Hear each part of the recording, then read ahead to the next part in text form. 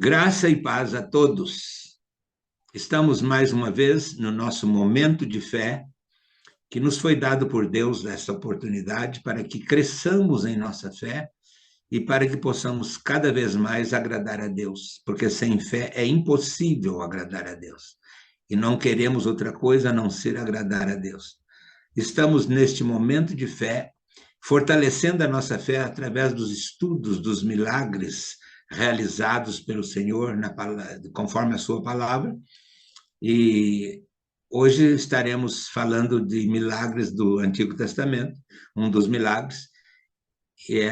Hoje estaremos enfocando no milagre que Deus fez através de Moisés, abrindo o Mar Vermelho para que o povo atravessasse a pé enxuto. Foi um grande milagre do Antigo Testamento, que nós vamos estudar agora. Primeiramente, vamos ouvir a leitura do texto, que está em Êxodo, capítulo 14, né? Vou pedir à nossa irmã Kátia que, por gentileza, faça a leitura de todo o capítulo para nós. Êxodo 14, na versão NVI. Disse o Senhor a Moisés: diga aos israelitas que mudem o rumo e acampem perto de Pi-Hairote, em Migdol e o mar. Acampem à beira-mar, defronte de Baal-Zefon. O faraó pensará que os israelitas estão vagando confusos, cercados pelo deserto. Então endurecerei o coração do faraó e ele os perseguirá. Todavia eu serei glorificado por meio do faraó e de todo o seu exército. E os egípcios saberão que eu sou o Senhor. E assim fizeram os israelitas. Contaram ao rei do Egito que o povo havia fugido. Então o faraó e os seus conselheiros mudaram de ideia e disseram: o que foi que fizemos? Deixamos os israelitas saírem e perdemos os nossos escravos. Então o faraó mandou aprontar a sua carruagem e levou consigo seu exército. Levou todos os carros de guerra do Egito, inclusive 600 dos melhores desses carros, cada um com o seu oficial no comando. O Senhor endureceu o coração de Faraó, rei do Egito, e este perseguiu os israelitas, que marchavam triunfantemente. Os egípcios, com todos os cavalos e carros de guerra do Faraó, os cavaleiros e a infantaria, saíram em perseguição aos israelitas e os alcançaram quando estavam acampados à beira-mar, perto de Pi-Hairote, defronte de Baal-Zefon. Ao aproximar-se, o faraó, os israelitas olharam e avistaram os egípcios que marchavam na direção deles. E, aterrorizados, clamaram ao Senhor. Disseram a Moisés: foi por falta de túmulos no Egito que você nos trouxe para morrermos no deserto? O que você fez conosco, tirando-nos de lá? Já lhes tínhamos dito no Egito: deixe-nos em paz. Seremos escravos dos egípcios, antes de ser escravos dos egípcios, do que morrer no deserto.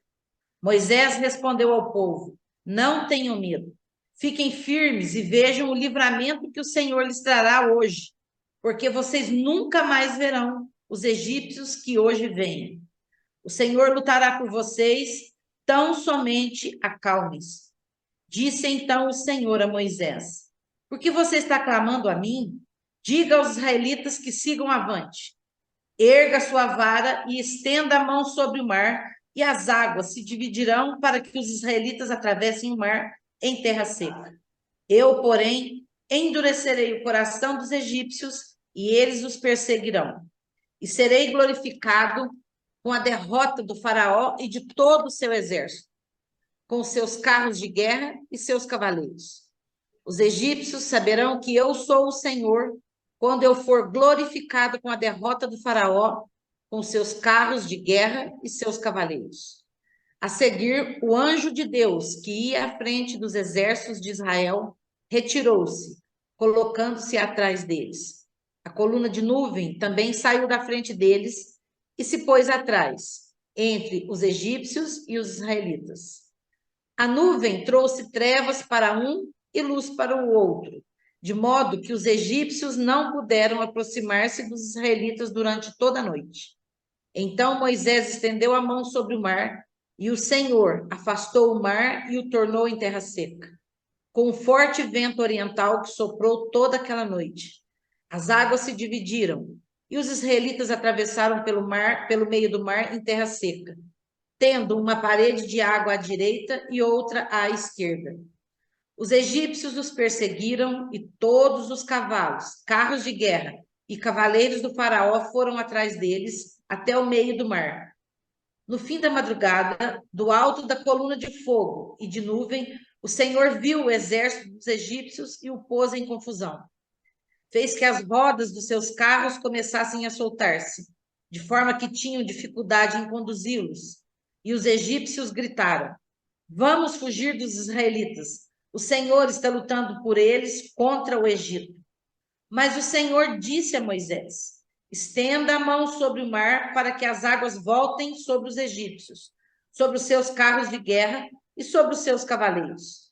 Moisés estendeu a mão sobre o mar e, ao raiar do dia, o mar voltou-se ao seu lugar. Quando os egípcios estavam fugindo, foram de encontro às águas e o Senhor os lançou ao mar. As águas voltaram e encobriram os seus carros de guerra e os seus cavaleiros. Todo o exército do faraó que havia perseguido os israelitas mar adentro. Ninguém sobreviveu. Mas os israelitas atravessaram o mar pisando em terra seca, tendo uma parede de água à direita e outra à esquerda. Naquele dia, o Senhor salvou Israel das mãos dos egípcios, e os israelitas viram os egípcios mortos na praia. Israel viu o grande poder do Senhor contra os egípcios, temeu o Senhor e pôs nele a sua confiança, como também em Moisés, seu servo. Amém. Nosso Deus, querido Pai Celestial, lemos a tua palavra que nos fala de grandioso milagre realizado por ti na libertação do teu povo. E sabemos, ó Deus, que estamos aqui para ter nossa fé fortalecida e possamos assim agradar mais o teu coração. Então pedimos que teu Espírito Santo nos ilumine para compreendermos a tua palavra e para colocarmos em prática nas nossas vidas, no nome poderoso de Jesus. Amém e amém. Estamos, então, estudando os milagres e queremos dizer, antes de mais nada, quais são os objetivos da realização dos milagres. No Antigo Testamento, nós temos como objetivo, primeiramente, era para que o juízo de Deus se realizasse. Não seria de maneira leve, de maneira simplesmente humana, que Deus ia convencer os homens do seu poder, do seu juízo, da sua força. Então, ele realizou milagres para que as pessoas pudessem temer e assim o juízo de Deus se realizasse entre o seu povo. Certo? Em segundo lugar, era para que o nome de Deus fosse engrandecido. Então, até hoje, as pessoas, quando contam testemunho, falam: pois eu quero até contar isso para a honra e glória do nosso Deus. E é isso mesmo, é para a honra e glória do nosso Deus. É para que o nome de Deus seja engrandecido. Né? Então, os milagres foram realizados no Antigo Testamento com esse objetivo. Terceiro, para que o plano de Deus se cumprisse. Então, aí nós estamos vendo aí um plano de Deus se cumprindo, não obstante os obstáculos, mas foi necessário milagres para que o plano pudesse se cumprir, certo? E quatro, para que o servo de Deus fosse respondendo como Moisés e Josué responderam. Para que eles dessem respostas positivas a Deus, eles precisaram ver milagres acontecer, certo? Então, agora, isso, e no Novo Testamento? Quais os objetivos dos milagres no Novo Testamento? Separamos aqui estes dados. Primeiro, para confirmar a divindade de Jesus. Então, para que ninguém pusesse em dúvida que Jesus é o Deus entre nós, é o Emanuel, certo? Como Isaías dizia, ele é o Emanuel, o Deus conosco, certo? Então, para que o povo visse que Jesus é realmente o Deus entre nós, então houve realização de milagres, né? 2, para confirmar a palavra de Deus. As pessoas ouviam a palavra, mas aí o milagre ajudava na confirmação daquilo que eles estavam pregando. E assim até hoje nós temos quando as maravilhas acontecem, elas confirmam a palavra que nós estamos pregando. 3, também para uma demonstração de que o reino de Deus é chegado entre nós. Isso no Novo Testamento foi essa demonstração. Jesus dizia que o reino está entre vós, não é? O 4, para despertar a fé nos ouvintes do Evangelho. Paulo dizia, eu não me envergonho do Evangelho, que é o poder de Deus para a salvação de todo aquele que crê. Ele via que quando ele pregava o Evangelho, o poder de Deus era derramado. Então, derramado muitas vezes em formas de milagres, para que o Evangelho fosse realmente confirmado para aqueles que estavam ouvindo o Evangelho, certo? Isso despertava a fé. 5, confirmou o ministério de Paulo para as igrejas, né? Veja bem que quando a gente estuda a vida de Paulo, houve uma confirmação do ministério, porque ele foi um homem transformadíssimo com o encontro de Jesus. Então, os milagres através da vida dele foram para confirmar aquilo que ele teve com Jesus, um encontro pessoal, certo? Então, esses são os objetivos dos milagres. Agora, hoje, nós estamos vendo aí a abertura do Mar Vermelho. É um dos milagres realizados no Antigo Testamento. Durante o Êxodo, um dos momentos mais marcantes, segundo o relato bíblico, é a abertura do Mar Vermelho pelo profeta, e também para que o seu povo fugisse da perseguição de Faraó, que havia desistido de deixar o povo seguir, né?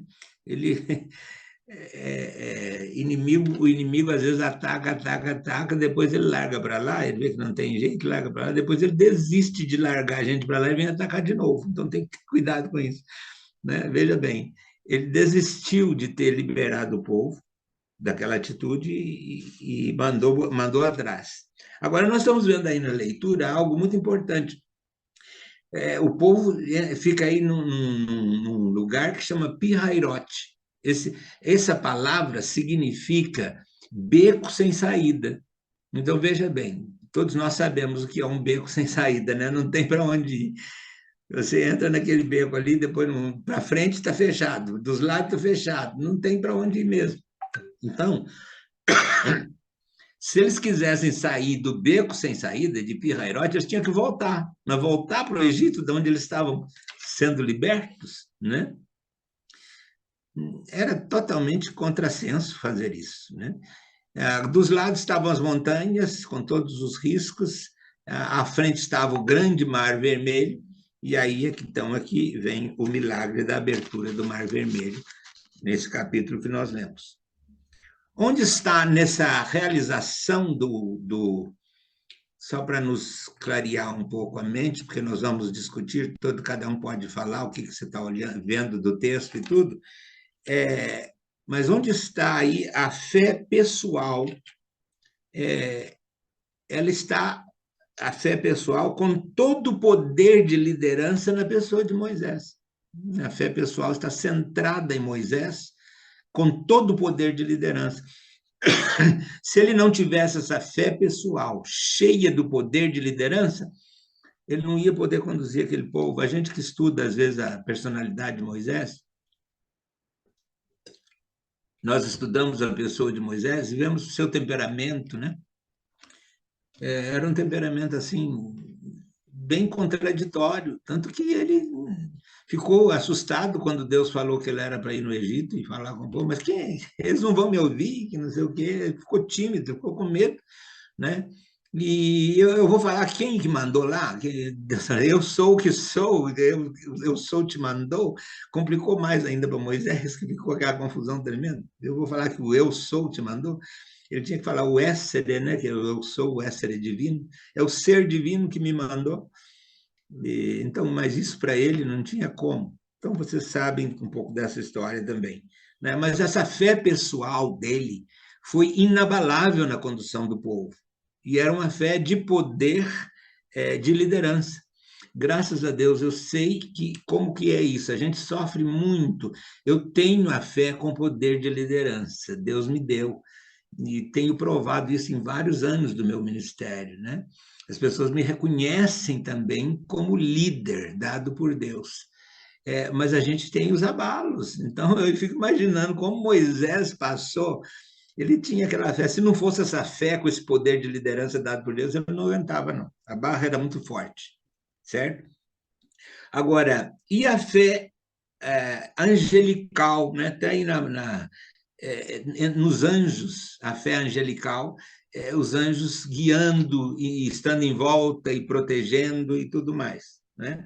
E temos a fé divina, que é a fidelidade de Deus, está totalmente em manifestação, na manifestação de Deus, guiando, orientando e dando poder. Dando poder ao Moisés, dando poder aos líderes que ele depois nomeava também, e guiando esses líderes, guiando o povo. Essa é a fé divina que estava aí, o que nós chamamos teofania, a manifestação de Deus no Antigo Testamento.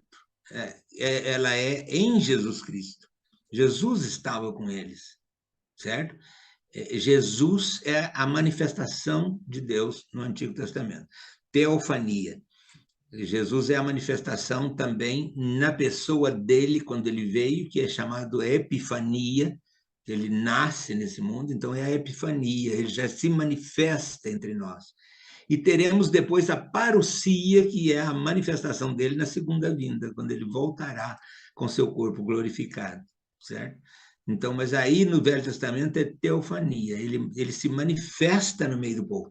Tanto que, num estudo bem preparado, quando fala assim que o anjo do Senhor se afastou, mudou de posição, é Jesus o anjo do Senhor, que está cercado de anjos.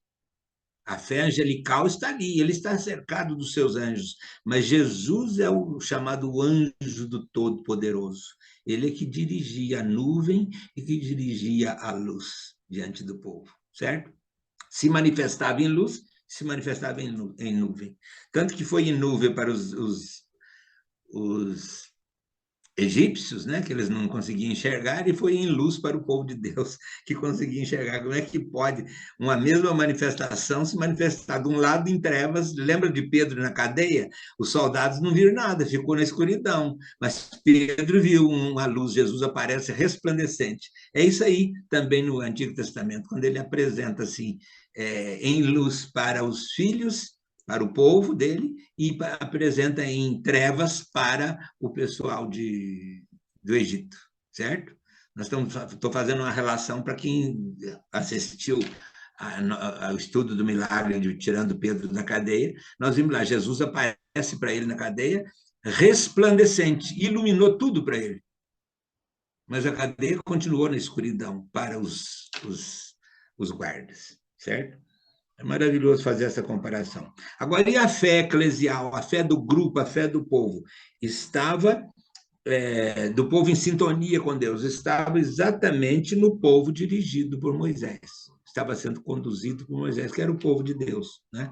Agora, veja como essa fé, ela pode vacilar muito, né? No caso, quando eles viram que não tinha para onde ir, eles estavam no beco sem saída, eles ficaram desesperados. E aí começaram a apertar Moisés. Tinha que tirar a gente de lá, lá tinha sepultura para nós depois. Fala até nas sepulturas, que dava muito valor a ser sepultado na sua terra e tal.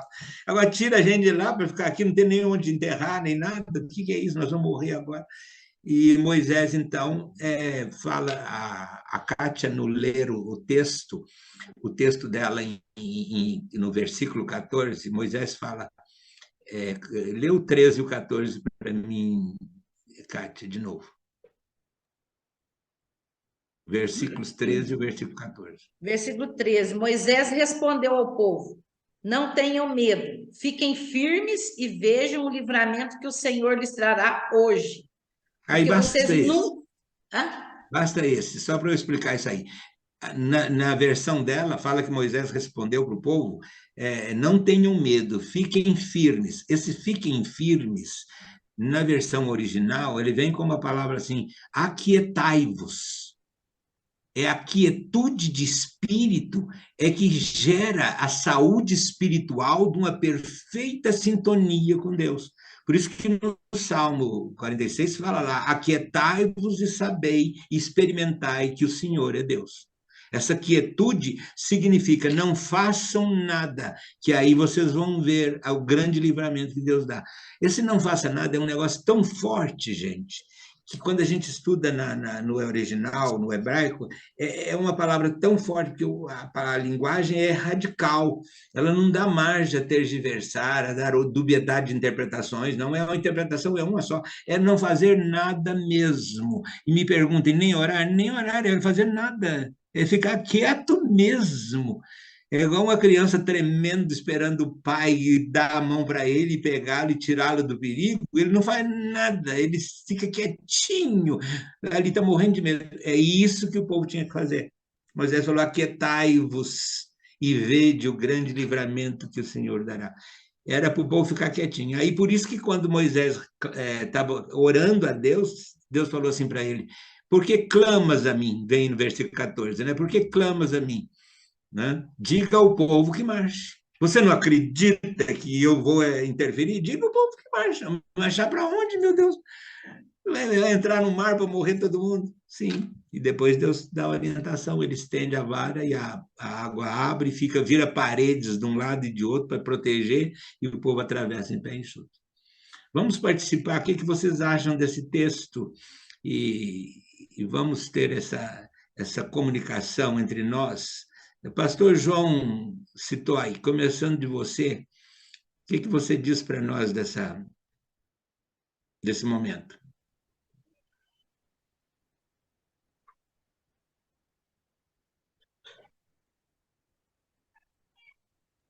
Estava tentando ligar o microfone, acho que já está aberto. A internet está um pouquinho lenta. Mas eu tenho uns 3 pontos, né? Que eu anotei enquanto eu dava esse texto. Então, vou passar a ler só para não entrar em muitos detalhes, né? Me concentrar só no que escrevi. Então, a primeira coisa que eu notei, desculpa, é que para cada acontecimento, Deus já sabe qual vai ser a nossa atitude, né? E ele já toma providências. Então, ele sabia que com a saída do povo de Israel, do Egito, Faraó ia mudar de atitude, né? Ia mudar da decisão e ia perseguir Israel. Então, Deus já sabia disso, ele já tomou providências, né? Para proteger o seu povo, proteger Israel. Então, esse é o primeiro ponto que me veio à mente. O segundo ponto é que Deus está no controle de tudo, né? Nada lhe passa despercebido. Então, ele está no controle de tudo, tanto do seu povo, né? Como também dos seus inimigos. Então, Deus está no controle do seu povo para lhe conduzir à vitória e também está no controle dos inimigos, né? Para lhes conduzir para a ruína, né? Quando o inimigo se levanta contra Deus, contra os intentos de Deus, e Deus está sempre lá no controle, nada passa despercebido, né? O povo estava ali todo trêmulo, sem saber o que fazer, e se levantar contra Moisés, todos desesperados, né? Mas Deus mostrou que ele está no controle de tudo, que ele sabia o que estava a fazer, sabia porque que levou o povo até o Mar Vermelho, se calhar havia outro caminho, né? Mais fácil para eles, né? Irem para a Terra Prometida, não sei, mas Deus levou ele exatamente para o Mar Vermelho, porque ele sabia o que haveria de acontecer lá, estava no controle de tudo, não se apavorou, né, como eles. Deus é Deus Todo-Poderoso. Ele sabia que Faraó viria atrás, que atacaria Israel, né, mas ele estava no controle, né? Por isso que ele disse para Moisés, fiquem quietos, né? Para todo o povo, fiquem quietos, não façam nada, né? E Moisés levou essa mensagem para o povo todo, porque ele já sabia o que estaria acontecendo.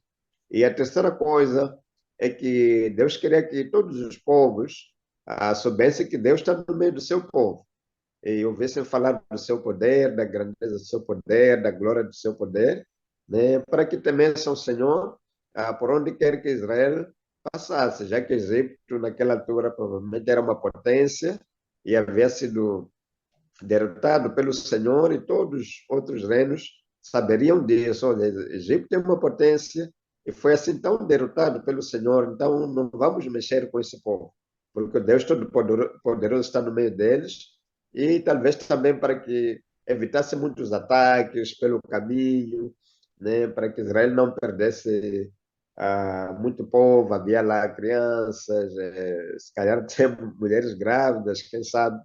Então, essa fama toda do Senhor estar no meio do seu povo, de ter derrotado uma grande potência, talvez tenha feito com que os outros reinos não mexessem Israel, deixassem Israel passar, né, à vontade para a terra prometida. Apesar de que uma e outra nação, um e outro reino nem atacaram Israel, né, mas também sem sucesso.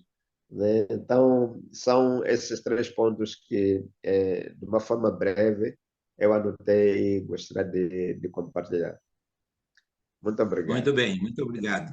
Pastor Silvinho e Viviane, que tem a dizer sobre esse texto? Glória a Deus, a paz do Senhor. Eu separei aqui dois pontos, né? Primeiro ponto, a obediência, né? Obediência que Moisés teve de ir para um lugar, como o pastor Antônio disse ali, que eu não sabia esse nome, Piairote aí, um lugar que era um beco sem saída. Ele viu que era um beco sem saída, mas mesmo assim ele levou o povo até lá pela obediência. Então, Amém.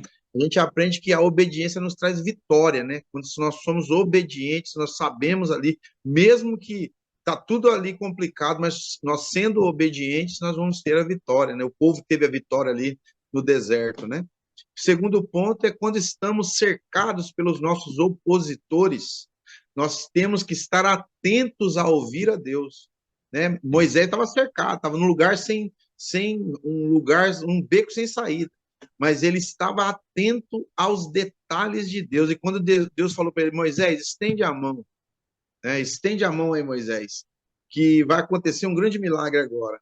E Moisés estendeu a mão e teve aquele grande milagre. Por quê? Porque os israelitas marcharam, tem uma versão que fala marcharam triunfando. Eles andaram triunfando ali. Eles atravessaram o mar triunfando, porque eles estavam atentos à voz de Deus, né? E no final aqui do capítulo, no terceiro ponto que eu separei, né? Quando você faz isso, né?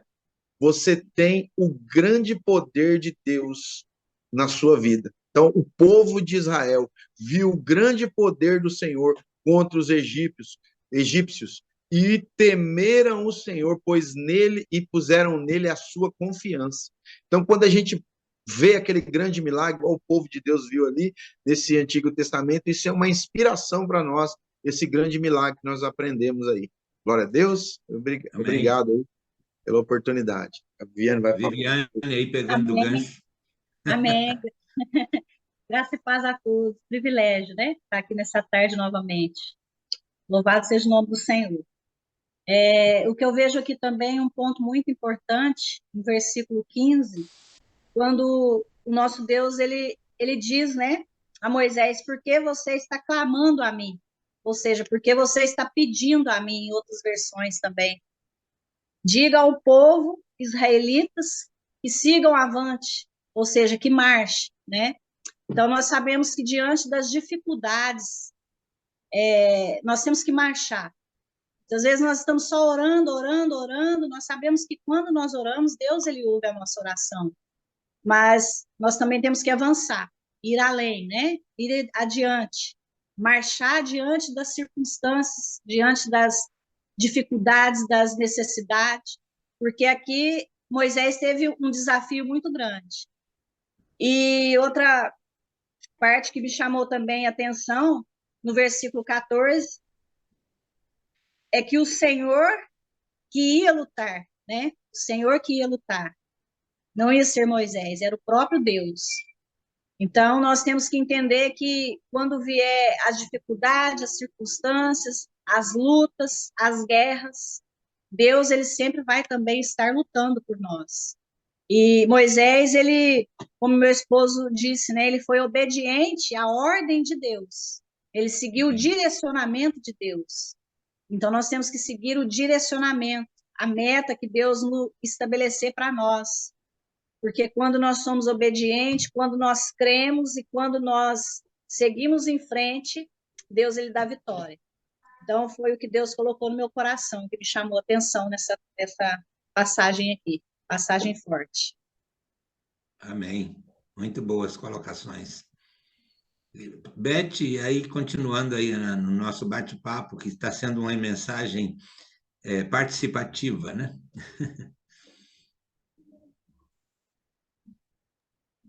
Quando eu estudei o texto, eu fiz 7 anotações, mas eu não vou falar 7, que senão eu tiro a oportunidade dos outros, né? E depois eu volto se por acaso ninguém falar. Mas logo no verso 2, eu notei uma mudança estranha no norteamento do caminho, porque as instruções que Deus deu na hora do beco sem saída foi muito detalhista, né?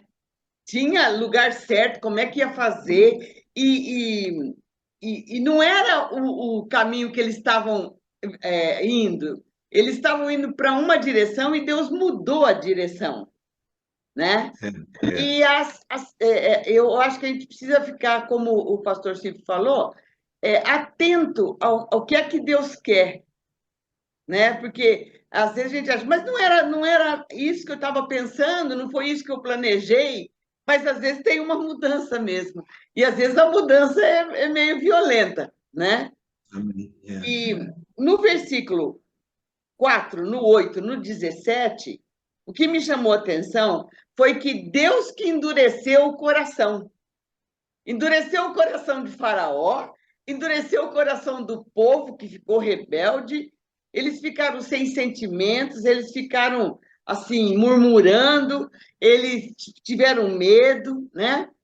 E aí eu fiquei pensando, nossa, será que até hoje Deus ainda endurece o coração? Porque às vezes a gente confia que a pessoa vai fazer de um jeito e a pessoa fica sem sentimento, fica frio, não quer fazer, né? Então, vieram essas duas coisas para mim.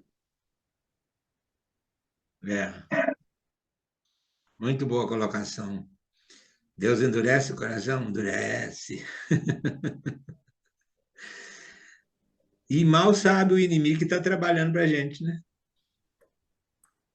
Mal sabia Faraó que estava trabalhando para o povo de Deus. Que coisa interessante. Pastor Helder, para que não vais dormir sem a sua participação. Paz. Eu só vou acrescentar uma pequena coisita, porque a irmã Betty já falou quase tudo. Então, eu estava a analisar essa questão de Deus endurecer o coração. E quando eu leio, quando conecto isso com a profecia sobre o rei de Tiro, né? E umas outras profecias, eu chego à conclusão de que quando Deus age dessa maneira, por exemplo, endurecendo o coração de alguém, motivando alguém, deixando alguém, ou permitindo, ou agindo para que alguém haja de uma maneira, vamos dizer, tanto errada como correta, neste caso correta, é porque a semente já está lá. É como se Deus usasse, instigasse o ladrão a roubar. Ele já é ladrão, passa a vida derrubar, e Deus instigou o coração. Então, o faraó já tinha problemas no coração de altivez, de querer perseguir, e Deus endurece. Em outras palavras, é como se Deus criasse uma situação para que ele agisse do jeito que, se calhar, ele já pensava em agir. E Deus, através disso, mostrasse a sua glória, né? Mostrasse que ele é Deus. Então, mas isso é muito confuso. Então, para mim, é uma coisa que precisa de muito estudo para entender essa questão. Deixa-me muito confuso mesmo. Como é isso mesmo de Deus endurecer o coração? Como é que faz isso? Por quê?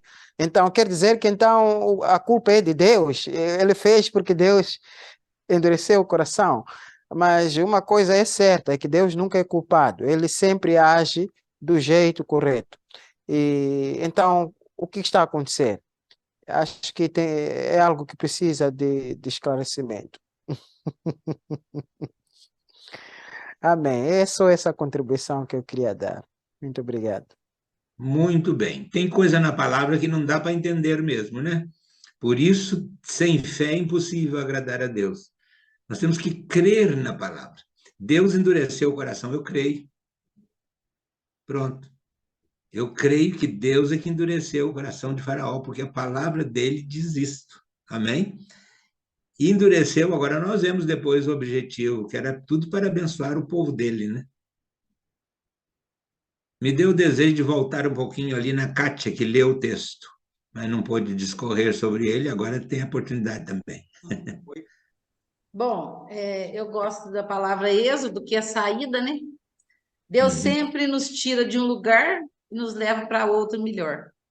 Então, isso a gente tem que ter no nosso coração, que Deus sempre tem o melhor para nós.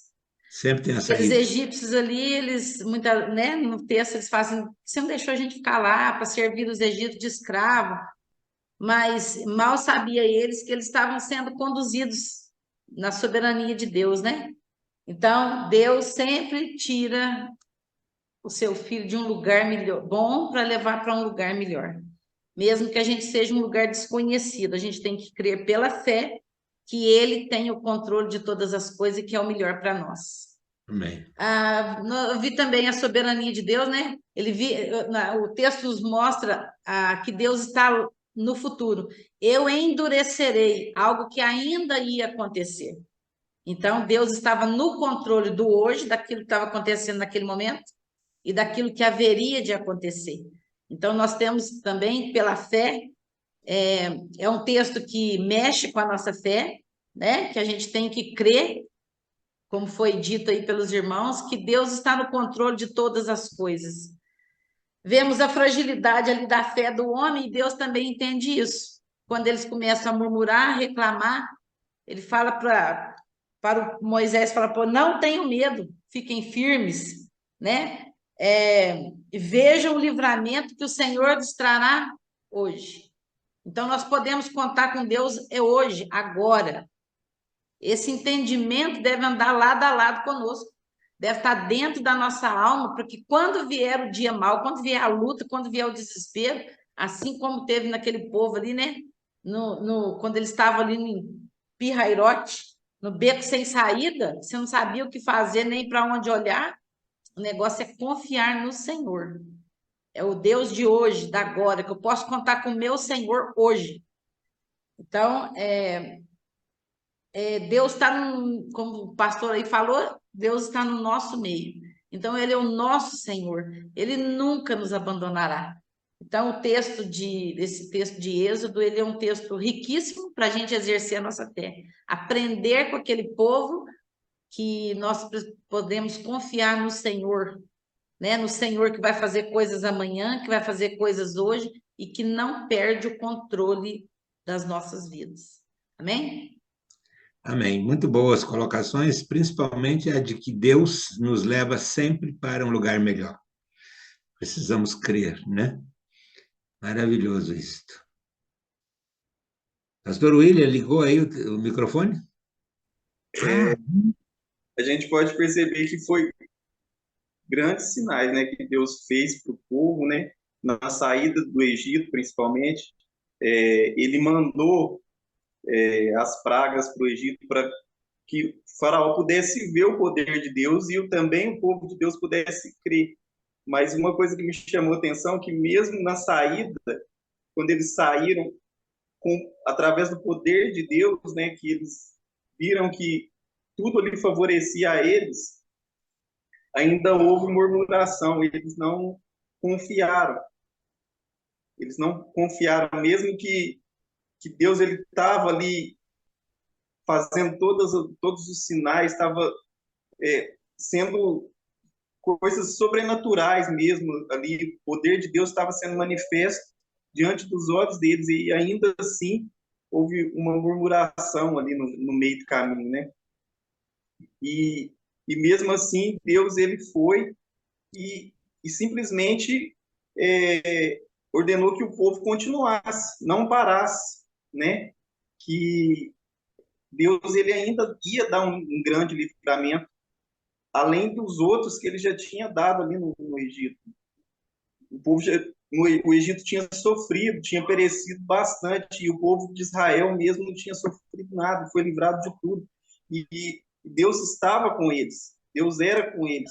E alguns ali no meio ainda levantou questão, né, sobre mais aquele problema, sem confiar que Deus ele também livraria daquela situação, né? E muitas das vezes talvez a gente vive isso no nosso dia a dia. Quantos livramentos Deus já deu para nós ali atrás?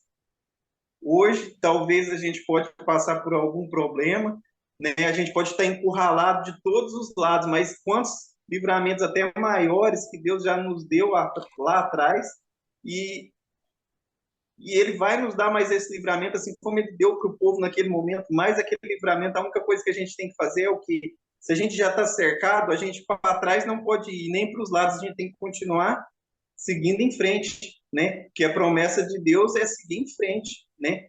Jesus Cristo veio falar que ele era o caminho, ou seja, o caminho de Jesus ele não pode ter volta, ele não pode ter desvio, ele não pode ter, né, um atalho. Não, o caminho é ali, para frente, simplesmente para frente, a gente não pode voltar para trás.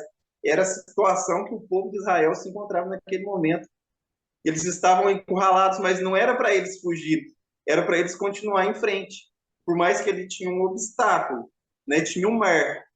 Mas o que é um mar para Deus? Deus ele mediu a água do mar com a palma da mão. Então, aquilo ali era só mais um detalhe, né? Era só mais uma questão.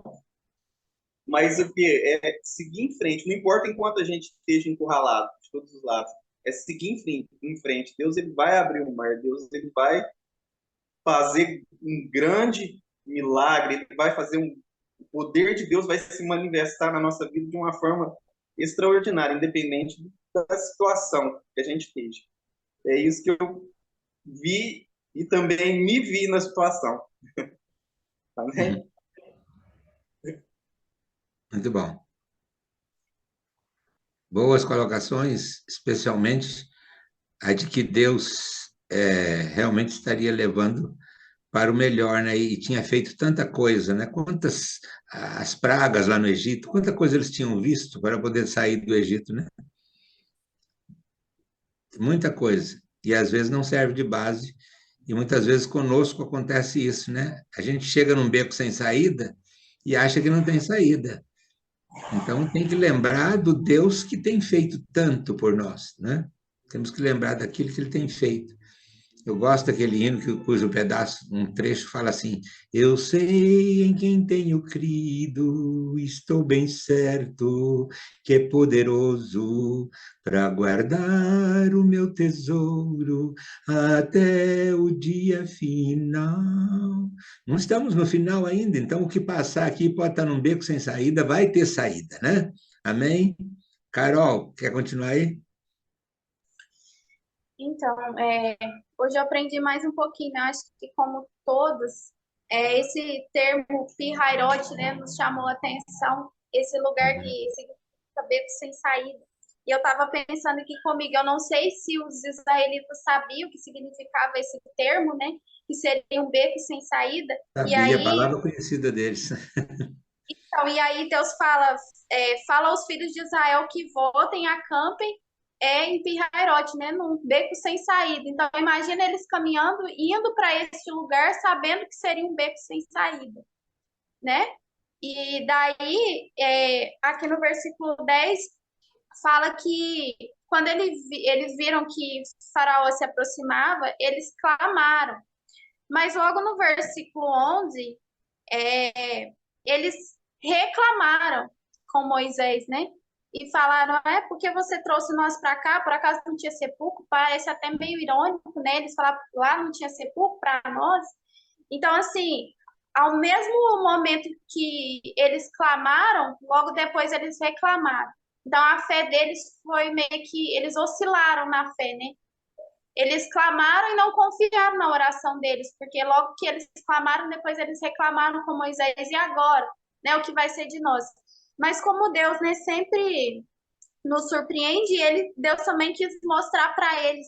No último versículo fala assim, e viu Israel a grande mão que o Senhor mostrara aos egípcios, e temeu o povo ao Senhor, e creu no Senhor e em Moisés, seu servo. Então Deus quis mostrar para eles a grandeza deles, que eles clamaram, reclamaram, mas não importava a situação, Deus fez, né? Uma grandiosa obra, um grande milagre na vida deles. E eu gostaria de compartilhar um testemunho, se o senhor me permitir. Claro que sim. E a minha irmã, ela tá grávida e ela teve dengue, porque aí em Coqueiral tá tendo um surto de dengue. E ela pegou dengue. E daí ela me ligou preocupada, porque por conta da gravidez, né? O médico tinha conta disso, poderia deixar acontecer alguma coisa com o bebê, alguma sequela, alguma coisa assim no sentido. E ela estava muito preocupada. E aí, nesse dia, eu também fiquei preocupada, mas eu falei, eu vou orar. E nesse dia eu orei assim, com muita intensidade, e eu orei, eu chorei, eu clamei a Deus. E eu tinha certeza, eu falei para ela, você pode ficar tranquila, porque Deus, ele não faz nada pelas metades, ele já está entrando com providência, não vai acontecer nada. Mas assim, Amém. muito preocupado com ela e com o bebê. Daí, ela foi e fez um exame de sangue para ver se estava com a dengue mesmo, né? Se ia testar positivo. Depois de alguns dias, ela me mandou mensagem falando assim, Carol, você acredita que o meu exame deu negativo de dengue?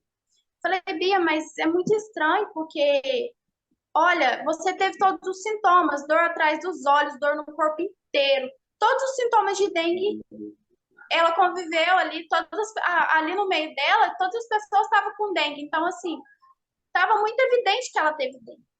E aí eu estava gravando um áudio para ela quando eu estava falando isso. Eu nem terminei de gravar o áudio, eu apaguei o áudio. E aí Deus trouxe a minha memória assim, você não orou? E Deus falou comigo assim, no dia que ela fez o teste para dengue, ela já não estava mais com dengue, porque Deus já tinha curado ela naquele dia. Por isso o exame deu negativo. Ela teve dengue, mas Deus a curou. Esse exame que ela fez foi só para Deus mostrar o milagre que ele fez, entendeu? Que ele a curou, que ela não tinha mais nada aquele dia que ela fez o exame. É isso que eu queria compartilhar. Amém. Essa questão do beco sem saída é muito interessante porque eles conheciam a palavra é deles, dos hebreus. Mas quando Deus fala, vai acampar lá em Pi-Hairote, no beco sem saída, é como às vezes a gente acha que a gente entra num beco sem saída, aí ninguém vai achar nós lá, né? Lá eu estou seguro, porque é um beco sem saída. Esquece que tem uma entrada. O beco é sem saída, mas não é sem entrada. Foi pela entrada que eles entraram que também os egípcios vieram atrás deles, né? Só para elucidar aí a questão da palavra. Pastora Celina, que está a pensar? Uns pontos, né, que chamou atenção. Eu vou ler numa versão diferente aqui, achei bem interessante, né, que o pastor Helder falou, quando Deus endurece o coração de Faraó. Versão Late, linguagem atualizada. Eu farei com que o rei continue teimoso e persiga vocês. Então derrotarei o rei e seu exército, mostrando assim o meu poder. e os egípcios ficarão sabendo que eu sou Deus, o Senhor, e os israelitas obedecerão. Então, tem situações que Deus, né? Por isso Deus endureceu o coração do faraó, para mim mostrar que eu sou o Senhor teu Deus. É. Né? O 8 fala assim nessa versão: o Senhor fez com que Faraó, o rei do Egito, continuasse teimando, e ele foi atrás dos israelitas que estavam saindo de maneira vitoriosa. Né? Então, tem situações que às vezes o Senhor permite ficar até mais dificultoso, né, para o Senhor mostrar o seu poder. Eu creio assim que Deus endureceu o coração de Faraó para Deus mostrar o poder dele, né, para aquele povo viesse crer que Deus é Deus, né? E outro ponto muito interessante também é o versículo 15. Nessa versão fala: digo, o Senhor disse a Moisés: por que você está me pedindo ajuda? Diga ao povo que marche. Então, em outras palavras, assim, abrir o mar é comigo, mas marchar com vocês. E assim também o Senhor fala para nós, em certas situações, né? Eu vou abrir o mar, mas marchar com vocês, né? Tomar decisão de partir para cima, de correr atrás é com vocês. Né? E outro ponto também muito interessante que a gente aprende aqui é sobre a murmuração, né, que o William estava falando. Às vezes a gente deixa de receber uma bênção mais rápido por causa da murmuração. Não foi diferente com esse povo, né? Na verdade, para eles alcançar a terra prometida, a Canaã, era 11 dias, mas por causa da murmuração ficou 40 anos rodeando. E assim também nas nossas vidas, né? Eu creio assim, a murmuração, ela é muito danosa. A murmuração, ela é muito, assim, maléfica para as nossas vidas. Né? Conjecturando, às vezes o Senhor está ali, né? Desce lá, dá a benção daquele servo. Mas murmurou, o Senhor fala: não, anjo, volta para trás, coloca na última ficha do fichário. Aí, para ser atendido mais um tempo. Né? Muitas vezes a gente fala: mas por que o Senhor não responde a minha oração? Porque às vezes murmurou. Às vezes a gente orou, crendo, né? Mas com a murmuração a gente desfez a oração. Desfez aquilo que era para a gente receber tão rápido, mas aí demorou por causa da murmuração. Então, eu creio assim, esse texto a gente aprende muitas coisas, né? E outra, que né, o pastor Silvinho falou, um ponto muito importante é a obediência. Né? Por isso, lá em Samuel 15, 22, o Senhor fala, né? Tenho eu, melhor é obedecer do que sacrificar. Nessa semana eu aprendi uma expressão muito interessante: obedeça que dói menos. Né? Então, se a gente obedecer, o nosso caminho vai ser muito mais curto. Amém? Amém. Boas colocações. Dentre elas, e que Deus fosse engrandecido, né? Quando eu falei dos objetivos dos milagres no Antigo Testamento, o número 2 é para que o nome de Deus fosse engrandecido. Aí estava acontecendo aqueles milagres para que o nome de Deus fosse engrandecido. Né? Ele endurece o coração de Faraó e o nome dele é engrandecido. Maravilha, né? Essas colocações que vocês fazem são muito boas e é a mensagem participativa, né? Cada um trazendo algo que observou no texto. Isso é muito importante, é uma riqueza de mensagem que se faz na diversidade das observações e das colocações, né? Cada um colocando, parece que coisas simples, mas são coisas profundas e muito boas, que trazem aos ouvintes do vídeo depois um despertamento para a fé. Isso é muito importante, certo? A Celina tocando aí em pontos bonitos mesmo. Tem um outro que ela tocou aí que eu observei, depois eu lembro. A pastora Elaine está ansiosa para trazer o seu parecer ou não? Vamos acabar com a ansiedade. Fala para nós. Graça e paz, pastor. Graça e paz a todos. Por incrível que pareça, eu estava mesmo. Olha só. Oh, meu Deus, quando eu vi que seria esse o texto a ser ministrado hoje, meu Deus, eu pulei de alegria nessa casa. No Velho Testamento, esse é um dos textos que eu mais, assim, sou apaixonada, sabe? Ele fala comigo a respeito da conversão, né? E eu anotei aqui alguns pontos e realmente eu estou ansiosa, eu quero compartilhar cada um deles, vou tentar fazer isso de uma maneira breve. Vamos lá. Como eu disse, esse texto, para mim, ele retrata muito a respeito da conversão. E no decorrer que todo mundo aqui foi falando, né, expondo de uma maneira tão bonita seu ponto de vista aí da fé, aquilo que Deus foi revelando, eu fui pensando também. Mas eu pensei de uma maneira assim, eu procurei entrar dentro daquele Egito e ver o tipo de pessoa que Deus libertou ali. Quando a gente fala que Deus libertou ali os israelitas, o que você pensa? Ele é israelita? Então, ele é uma pessoa que já tem um coração totalmente ali transformado, é uma pessoa muito boa, é uma pessoa temente a Deus. Mas não. Esse povo, eles ficaram ali, se eu estiver errado, só me corrige, pastor, 400 anos ali, cativo naquele Egito. Isso é tempo suficiente para eles irem perdendo, aquela essência, sabe? Para eles irem perdendo toda aquela bondade, todo aquele ensinamento a respeito da lei e do temor do Senhor. Lembrando que não é porque eles eram israelitas que eles não tinham relacionamentos afetivos até relacionamento pessoal assim, com pessoas do Egito, não tivessem laços de amizade, né? Então, eles foram, de alguma maneira, muito influenciados pelos egípcios. Tanto é que Deus envia Moisés, o libertador, para conviver com aquele povo, conhecer todas as leis, saber e entender o que o povo viveu, porque quando Moisés dirigiu o povo, Moisés precisava compreender também um pouco do que passava na mente deles, né? Então, eu vejo Deus levando o povo, falando assim, e ali Deus foi, né, derramou ali aquelas pragas todas, libertou o povo. Mas eu vejo esse mar, que eu aprendi hoje também, não é? Que é um beco sem saída, aquele lugar, o nome daquele lugar, eu vejo como um lugar de confronto, um lugar que Deus ele coloca à prova, né, o amor e temor do seu povo. Porque eles foram libertos do Egito, daquela escravidão, mas o coração deles não estava liberto, né? Então, Deus, eu vejo ali ele trazendo conhecimento e revelação de quem ele era. Aquele povo estava acostumado com vários outros deuses.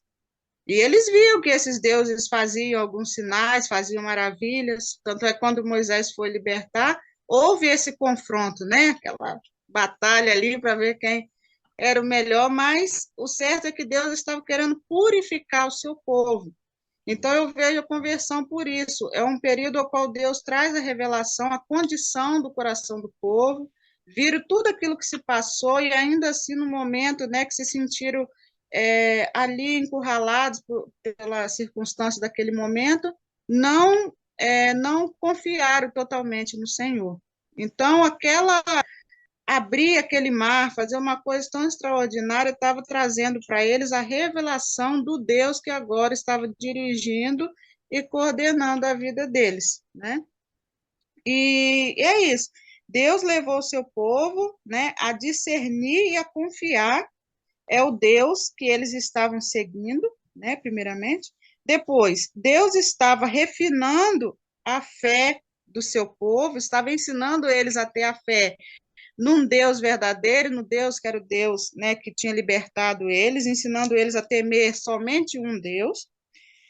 E eu vi a respeito da fé, Deus estava ensinando Moisés a fé pessoal, porque Moisés também, ele cresceu ali naquele meio egípcio, ele não tinha o temor de apenas um Deus, tanto é que quando Deus o chama, fala com ele, tira a sandália dos seus pés, ou seja, Moisés não estava totalmente purificado.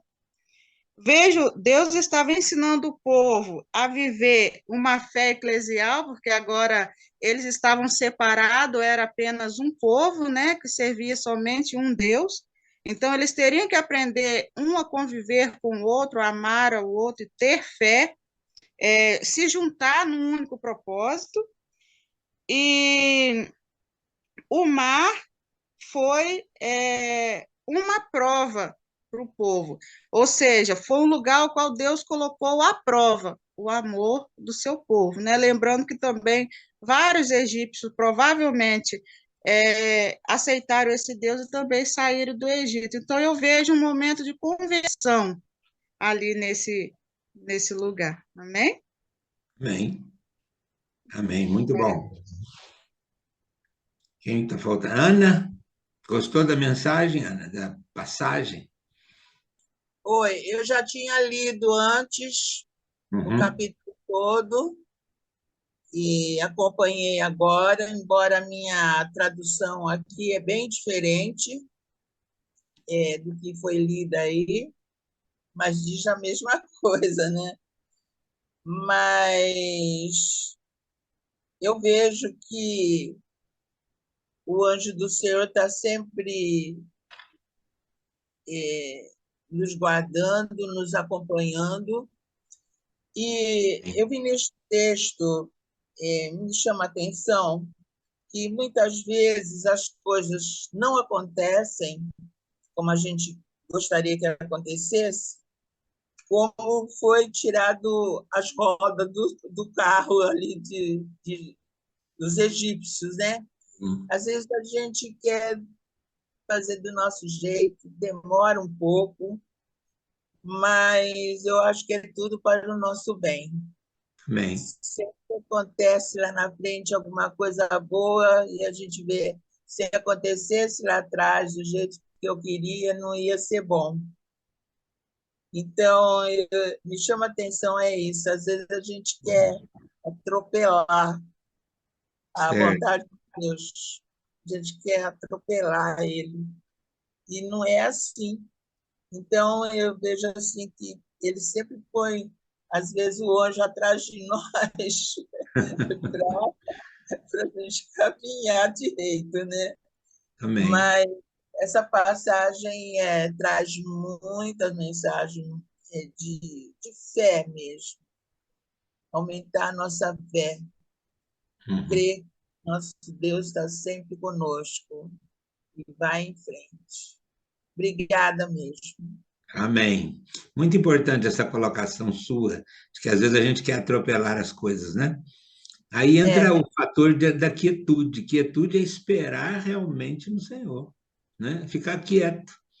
A quietude é que traz a saúde espiritual, faz entrar em perfeita sintonia com a fé divina. É através da quietude. Por isso, no Salmo, fala: quietai-vos e sabei que Deus é Deus.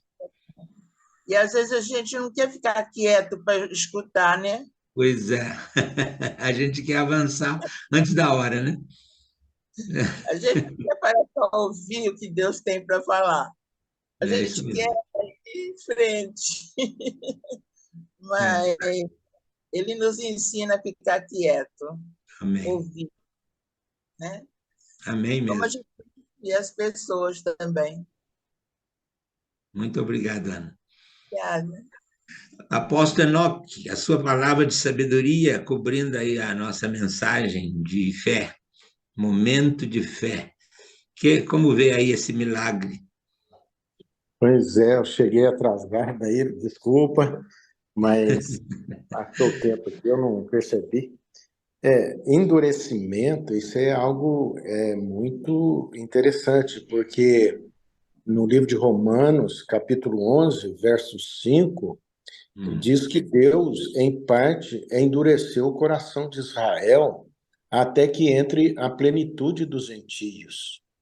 Então, nós estamos vendo que Deus ainda sacrifica o seu povo em razão de nós, dos gentios, né? Mas depois ele diz também que não se esqueceu de Israel, né? Vai salvar todo Israel. Então, esse endurecimento, eu vejo que Faraó tinha no seu coração os deuses dele, né?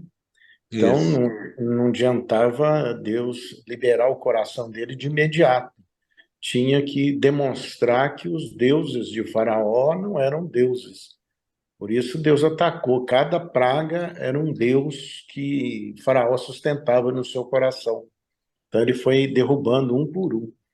E outra situação é que o homem, ele quer chegar, ele sempre quer chegar. E ao sair do Egito, o povo de Israel podia ir pela orla marítima. 3 meses estavam lá em Canaã.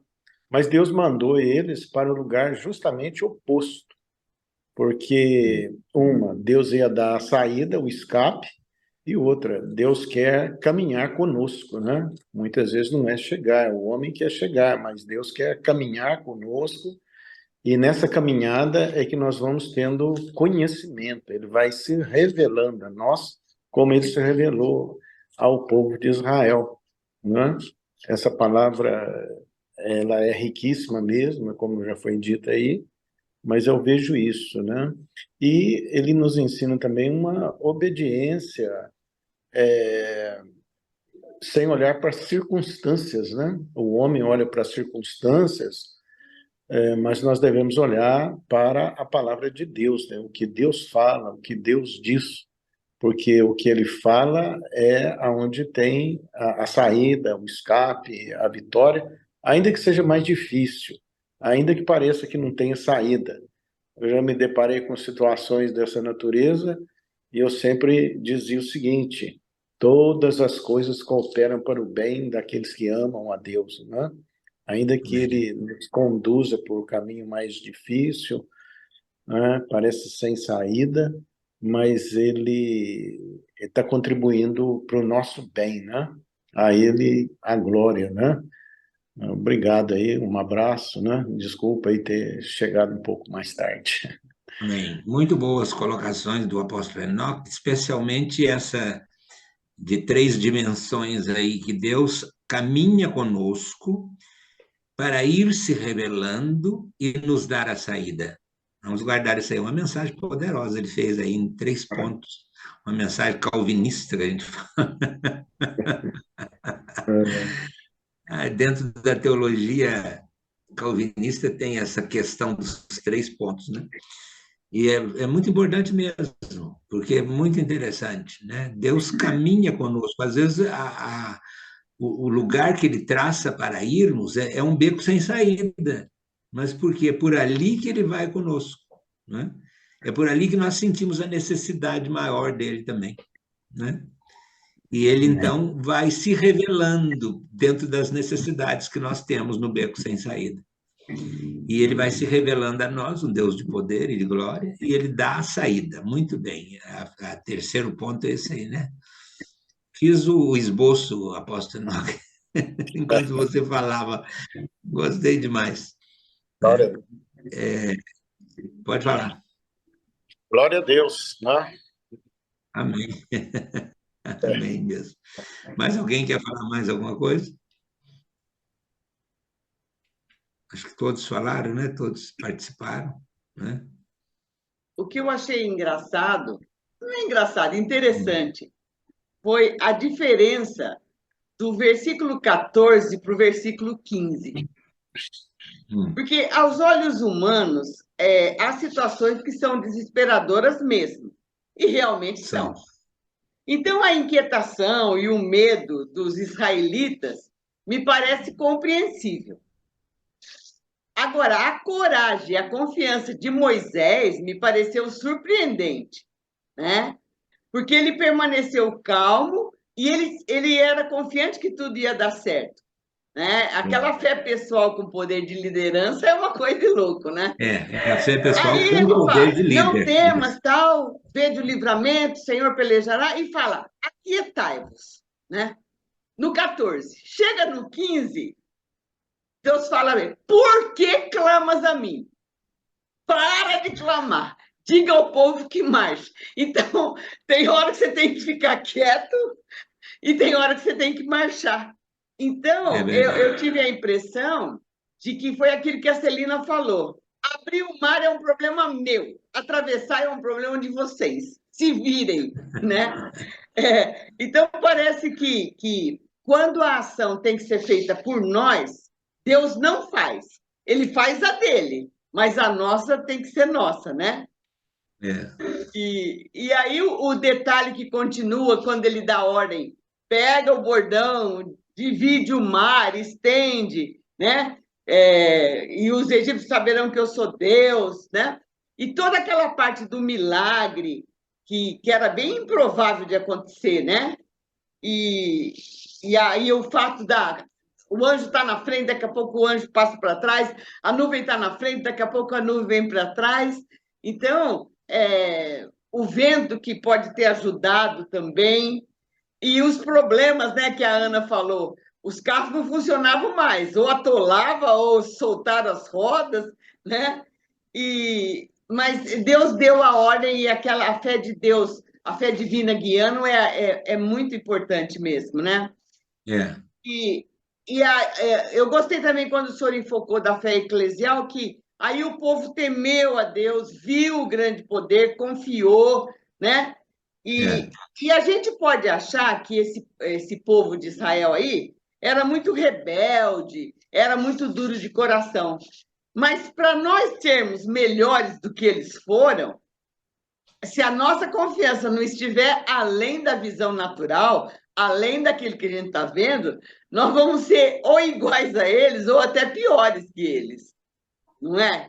Porque é impressionante, porque a gente vê o erro deles, fica fácil de apontar, imagina, né? Mas e a gente? O que a gente faz? Na frente da morte, na frente da doença incurável, na frente de calúnia e difamação, na frente de ameaça de morte, na frente de suspeitas, de injustiças que falam que você fez e você não fez. Como que a gente fica com isso? Então, esse texto é assim, é maravilhoso. E é como diz o Helder, nós temos que estudar muito. Muito obrigada. Maravilhoso. Voltando às questões que a Celina falou, uma delas que eu me lembrei agora foi que ela falou: o povo queixou, né?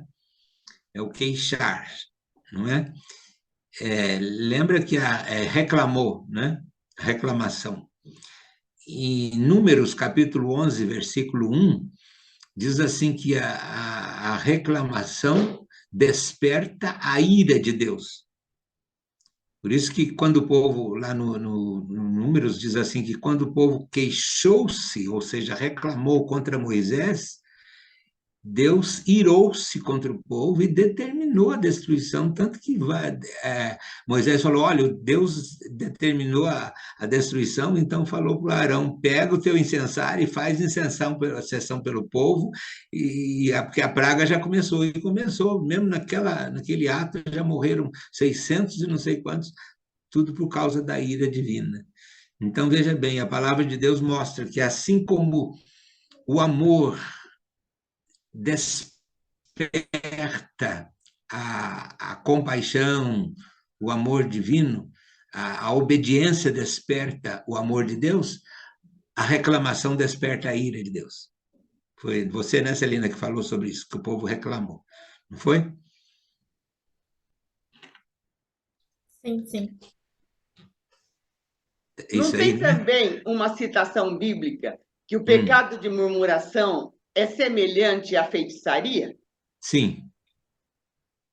Pois é um negócio muito sério. E as pessoas reclamam à toa, né? Uhum. Não nem entrar num beco sem saída, já está reclamando. Não, a gente reclama do calor, da chuva, do frio. Exatamente. De tudo. Se não fossem as misericórdias de Deus que se renovam cada manhã, estaríamos perdidos, né? Exatamente. Não é verdade? Amém. Então, estamos conversando. Eu vejo esse momento de fé também um momento de grande aprendizado para nós, porque Deus tem nos treinado, para que quando a gente estiver diante do Piairote, a gente entender que Ele é Deus. Ele é Deus, é verdade. Sobre todas essas coisas que nós estamos comentando. Quando eu me aqui, da preparo reclamação, esses milagres, tudo, o Espírito Santo me mostra. Isso aí é para que o povo fortaleça a fé. E outra coisa que Deus teve que trabalhar comigo, ele teve que um dia ele me repreendeu, falou assim: para de me reclamar que não estão indo todos te ouvir, onde estiverem 2 ou 3, eu estou no meio. Aí eu fiquei quieto, certo? Porque às vezes eu queria que todo o pessoal que a gente manda link estivesse participando, porque é um crescimento, como você está falando, né? Ajuda muito. Então, a gente quer ver as pessoas crescendo e tal. E a pessoa, às vezes, por um obstáculo tão pequeno, deixa de participar. Ah, hoje eu tenho isso, hoje eu tenho aquilo, hoje eu tenho que buscar uma água, hoje eu tenho que que levar uma gasolina. Então... são Aproveitar as oportunidades, né, de crescimento. Pois é, isso aí. A gente com medo ou sem medo, que também não foi fácil para Moisés, não. Não foi, Todas as vezes que eu vou na praia, eu fico lá olhando aquele monte de água e falo assim, gente, eu penso no Moisés. Né? Não deve ter sido fácil para ele, enquanto um homem comum, né, ficar de frente àquele monte de água e obedecer a Deus ali e crer no milagre. Não deve ter sido fácil também, não. Mas a gente tem que ir onde que Deus mandar, a gente tem que ir com medo ou sem medo. Vai, Amém. Avança. Para você crescer, senão você não cresce. É um ensinamento forte aí nessa passagem, né? Senão você não cresce espiritualmente, você fica lá só na sua carnalidade, só no seu próprio entendimento. Para de reclamar, diga ao povo Pode reclamar, pode ficar com medo, eu estou na frente, o anjo vai na frente. Então vai, avança. Está com medo? Vai assim mesmo. Isso aí. Né? Prossegue. Então, eu entendo assim que a gente tem que aproveitar as oportunidades, né? Nesse caso aqui na nossa tarde, e as oportunidades que Deus coloca no nosso caminho. Porque sempre Ele vai escolher um dos dele para fazer algo por ele e para ele. E nós somos o povo dele. Então, nós é que vamos estar na frente de alguma coisa que Deus pedir. Em junho desse ano, nosso programa já vai fazer 2 anos. Já pensou? Que beleza. Ai, que benção. Quanta coisa a gente vai aprendendo e fortalecendo. Glória a Deus. Né? Glória a Deus. Pastora Ana, que bom vê-la. A paz do Senhor Jesus. Enoque, a paz. Paz, benção, tio. Está tudo bem por aí, né? Deus abençoe. Graças a Deus, graças a Deus. O Enoque chegou a hora da palavra ali na igreja, ele foi levar a palavra. Ele já tinha ministrado aqui para nós, até eu fiz um esboço da ministração dele. Glória a Deus, é muito bom participar, ouvir a palavra de Deus, estar interagindo com os irmãos, né? Muito bom. Maravilha. Glórias a Deus. Amém. Pastora Celina, faz uma oração para nós, encerrando o programa, por gentileza. Amém. Vamos orar. Deus Todo-Poderoso, em nome de Jesus, nós te glorificamos, nós te bendizemos, Pai, por esta tarde, Senhor. Muito obrigado, Senhor, pelo ensinamento. Espírito Santo de Deus, continua a revelar a tua palavra aos nossos corações. Cada pessoa, Senhor, que irá assistir este vídeo, Senhor, que sejam tocados, que sejam ministrados, Senhor. E nós também, que cada dia mais nós possamos a nossa fé possa ser acrescida, Pai. Deus Todo-Poderoso, em nome de Jesus, abençoa cada um, Senhor, que participou dessa live, abençoa cada igreja, cada pastor, Senhor, derrama da punção do teu poder, Pai. Deus Todo-Poderoso, nós clamamos a Ti, aviva, Senhor, a Tua igreja nesta nação, aviva, Senhor, o Teu povo, Senhor, desperta a Tua igreja, Senhor, em nome de Jesus, Pai, e fala conosco, continua a falar conosco, Espírito Santo, no decorrer ainda deste sábado, no domingo, Senhor, abençoa todos os cultos no domingo, Pai, em nome de Jesus, que cada dia mais nós possamos estar na Tua presença, Senhor, para o louvor da Tua glória, em nome de Jesus. Amém. Amém e amém. E que a graça de nosso Senhor e Salvador Jesus Cristo, o amor imenso de Deus, nosso querido Pai Celestial, a comunhão e as ternas consolações do Espírito Santo seja com todos vocês, meus amados irmãos e irmãs, hoje e sempre. Amém.